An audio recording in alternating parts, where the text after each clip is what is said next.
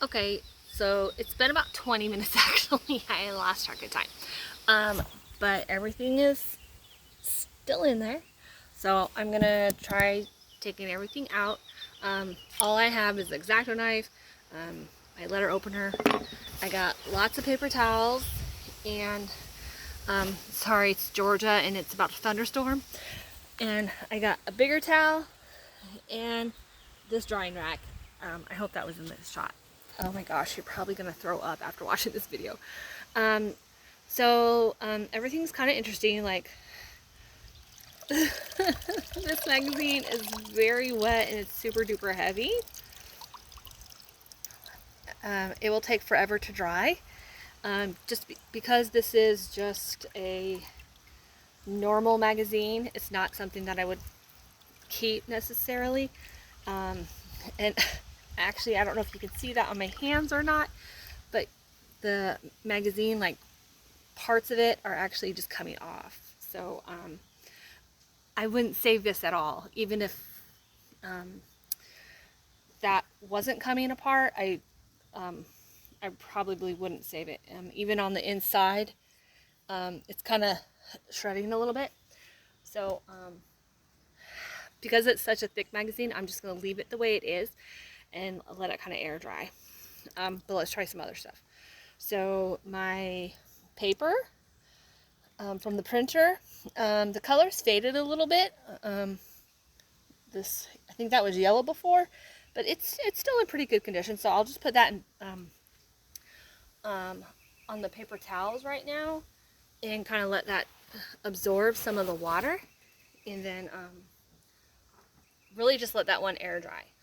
If that was an important document and not a grid search, I would probably just keep it in the paper towels and just let it absorb water and then let it air dry.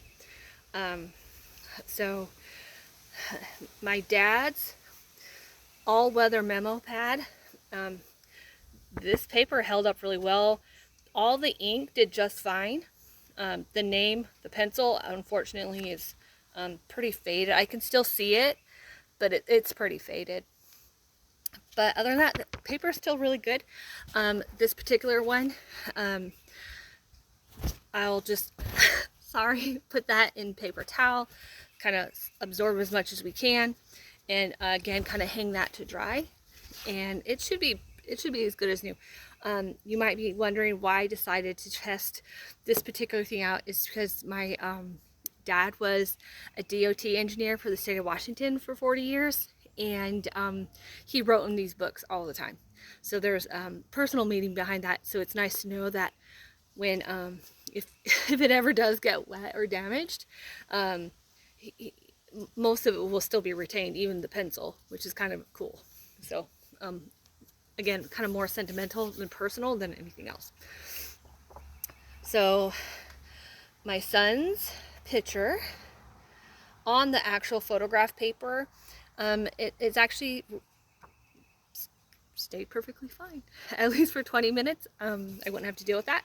So what I'm going to do is just kind of pat it dry with paper towel and then put it on that metal cookie upside down broiler sheet, because we don't have any anything else, and just let that air dry, and it should be fine. And again, that's good to know because when my kids were little, I took tons and tons of pictures, which is why I was willing to sacrifice that one, because I know I have 5 other copies of it. Now the picture that I put on the cardstock paper did not fare well at all. A lot of the ink has run away, but again, I would treat this the same as the other photo, and put it on paper towels, dry off as much as I can, lay it flat, and let it air dry, and then see, maybe it'll be a little more Andy Warhol-ish when it's dry. But we'll just keep an eye on that and let it see. And then the last thing we put in here was the newspaper type print paper. Like it reminds me of newspaper print paper, and from my investment company. They, much like your utility bill, they really want you to know the information because it's held on there pretty well. Because this is, again, kind of newsprint and maybe a little bit smaller, I mean not as big, I'm going to carefully open up each page, put a paper towel in between it, and let that dry, and probably hang that one up to dry somewhere and to see. So we'll do that, and maybe a little bit later once everything is dry, and if I can get it done before tomorrow, I'll pop back on and add a little update to the video.